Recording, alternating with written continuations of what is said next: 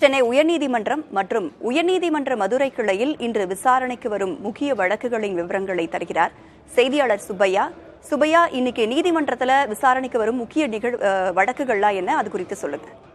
அதாவது சென்னை உயர்நீதிமன்றத்தை பொறுத்தவரை சவுக்கு சங்கருடைய நேர்காணலை ஒளிபரப்பியதாக நெட்ஃபிளிக்ஸுடைய உரிமையாளர் ஃபெலிக்ஸ் ஜெரால்டு கைது செய்யப்பட்டார். டெல்லியில் போலீசாரால் கைது செய்யப்பட்டார்.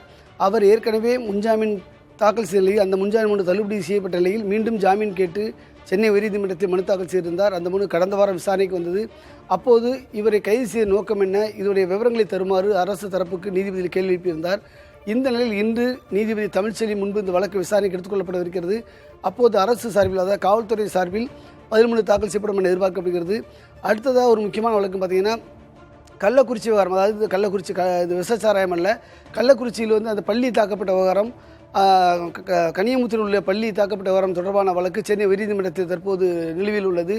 அந்த வழக்கை பள்ளி தாளாளர் ரவிக்குமார் அந்த பள்ளி தாக்கப்பட்ட விவகாரம் தொடர்பான வழக்கை வேறு நீதிமன்றத்துக்கு விசாரணை மாற்ற வேண்டும் என்றும், அதாவது சிபிசிஐடி விசாரித்து வந்தார்கள், அந்த விசாரணை மாற்றக் கோரி உயர்நீதிமன்றத்தில் மனு தாக்கல் செய்துள்ளார். அந்த மனு சென்னை உயர்நீதிமன்றத்தில் விசாரணைக்கு எடுத்துக்கொள்ளப்படவிருக்கிறது. அடுத்தபடியாக பார்த்தீங்கன்னா மதுரை உயர்நீதிமன்ற கிளையை பொறுத்தவரை இன்று வரக்கூடிய முக்கியமான வழக்குன்னு பார்த்தீங்கன்னா, அது தற்போதைய முன்னாள் அமைச்சர் ராஜேந்திர பாலாஜி ஒரு மனு ஒன்றை தாக்கல் செய்துள்ளார். முன்னாள் அமைச்சர் அதிமுகவை சேர்ந்தவர்.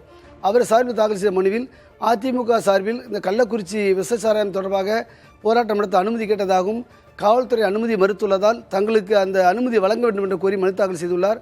எனவே காவல்துறை தரப்பில் அனுமதி வழங்கப்படுமா என்பது நீதிமன்றம் இன்று முடிவு செய்யும்.